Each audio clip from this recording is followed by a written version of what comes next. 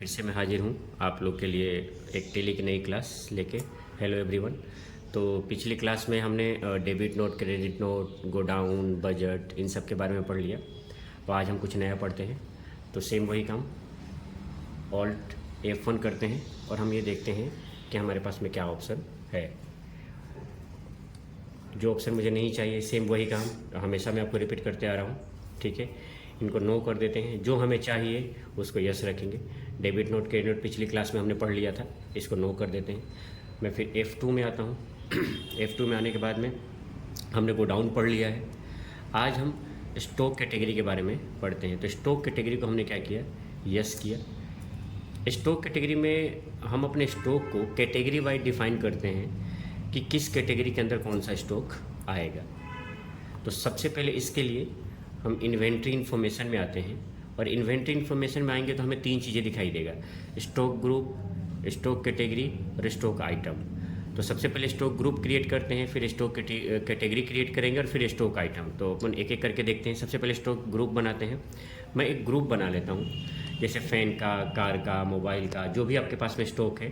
तो मैं एक सिंपल फ़ैन का ग्रुप क्रिएट करता हूँ। यहाँ पे बाहर निकलते हैं, फिर हम आते हैं स्टॉक कैटेगरी में, और स्टॉक कैटेगरी में हम फ़ैन की दो कंपनियाँ ले लेंगे। जैसे मैंने यहाँ पे बजाज और दूसरी कंपनी ले ली मैंने, उससे आप कुछ भी कंपनी डाल सकते हैं, 2 3 जितनी मर्जी उतनी कंपनी हम डाल देंगे।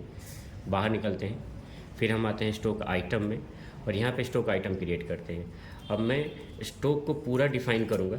जैसे मैंने लिखा बजाज टेबल फ़ैन, ये फ़ैन यहाँ पे बजाज, और यहाँ पे यूनिट के लिए ऑल्ट सी करके हम यहाँ पे यूनिट बना लें, Bajaj ceiling fan.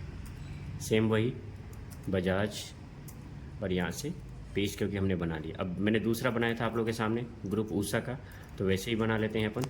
Usha table fan, हमने यहाँ लिया फ़ैन, यहाँ हमने अब ले लिया ऊषा और ये पेज। फिर उसके बाद में Usha ceiling fan,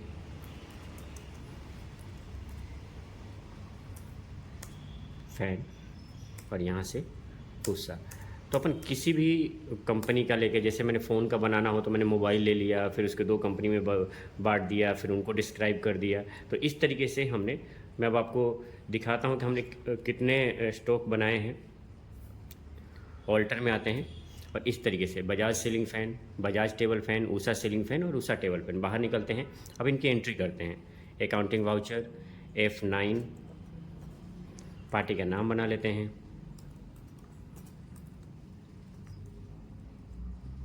sundry creditor में डाल दिया।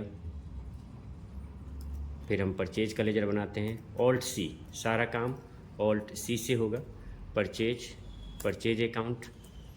स्टॉक अब अपन को बनाने की ज़रूरत नहीं है क्योंकि पहले से बना हुआ है। तो मैं यहाँ पे स्टॉक ले लेता हूँ, यहाँ मैंने रेट डाल दिया। फिर हम दूसरा स्टॉक ले लेते हैं,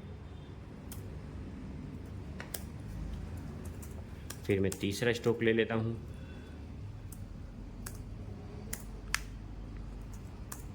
इसकी भी प्राइस डाल देते हैं। लास्ट स्टॉक, इसकी भी प्राइस में डाल देता हूँ। ये हमने परचेज कर लिया। अब अपन सेल करते हैं, सिंपल जो मैंने बता रखा है, पार्टी का नाम ऑल्ट सी से। मैं थोड़ा सा फास्ट कर रहा हूँ ताकि वीडियो जल्दी बन जाए, आप लोगों को कोई दिक्कत ना हो।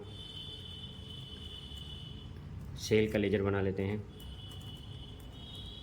Sale account. अब अपने पास में स्टॉक है, मैं सेल कर देता हूँ। 10 में से मैंने 8 पीस बेच दिया, 15 का खरीदा था 1600 में बेच देते हैं। ऐसे मैंने दूसरा स्टॉक लिया, 12 पीस। थोड़ा सा स्टॉक मैं बचा लेता हूँ ताकि अपने को स्टॉक समरी में दिखाई दे। आप बचाओ नहीं बचाओ डिपेंड करता है आपके ऊपर। मैं इसलिए बचा रहा हूँ ताकि मैं उसको स्टॉक समरी में शो करा दूँ। ये फाइनल एंट्री। अब इसका डिस्प्ले देखते हैं। अपन डिस्प्ले में आएंगे, स्टेटमेंट ऑफ इन्वेंट्री में आएंगे, फिर उसके बाद में कैटेगरी में आएंगे, बजाज के कितने पीस बचे हुए हैं, ऊषा के कितने पीस बचे हुए हैं, और जो फाइनल है वो हम देखेंगे स्टॉक समरी में। यहाँ पे एंटर मारोगे और फिर उसके बाद में प्रॉफिट एंड लॉस अकाउंट में। तो आज हमने स्टॉक कैटेगरी के बारे में देखा। कल कुछ और नए टॉपिक के साथ मैं फिर से हाजिर होऊंगा।